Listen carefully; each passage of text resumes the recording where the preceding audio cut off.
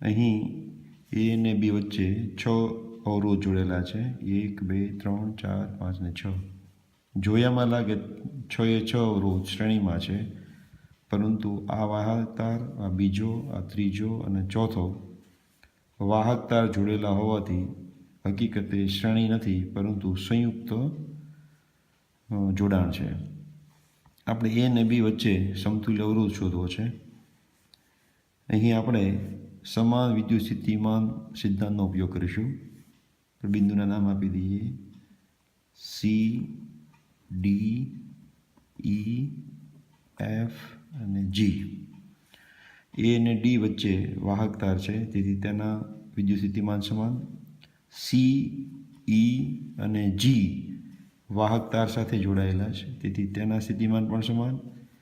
અને છેલ્લે એફ અને બી વાહક તાર સાથે જોડાયેલા છે, તેથી તેના સ્થિતિમાન પણ સમાન.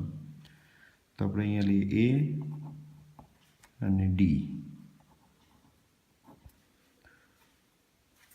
બી અને એફ, બી અને એફ જેના સ્થિતિમાન સમાન છે. સી, ઈ અને જી, સી, ઈ અને જી ના પણ સ્થિતિમાન સમાન. એ અને સી વચ્ચે અવરોધ છે, એટલે કે એ અને સી વચ્ચેનો અવરોધ, એટલે આ જેને આપણે જોડી દઈએ.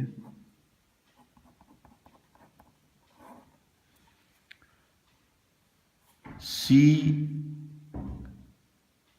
અને ડી વચ્ચે અવરોધ છે, જે આપણે આ કહીશું.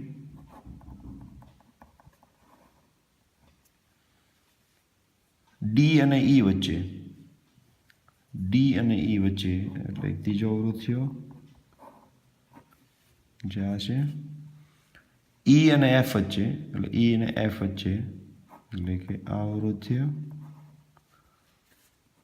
એફ અને જી વચ્ચે, એફ અને જી વચ્ચે, એફ અને જી વચ્ચે આ અવરોધ થયો. અને જી અને બી વચ્ચે છેલ્લો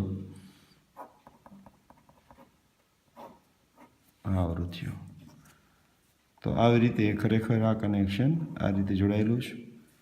અહીં આ ત્રણેય અવરોધ સમાંતર, જેનું સમતુલ્ય જો દરેકનું અવરોધનું મૂલ્ય R હોય તો તેનો સમતુલ્ય R/3. સી, ઈ અને જી, અહીં એ અને ડી.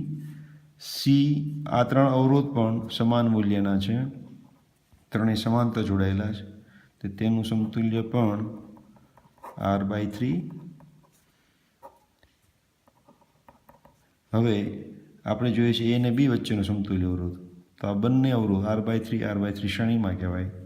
તો સમતુલ્ય અવરોધ RAB બરાબર R/3 પ્લસ R/3, એટલે કે 2R/3 આટલો અવરોધ થશે.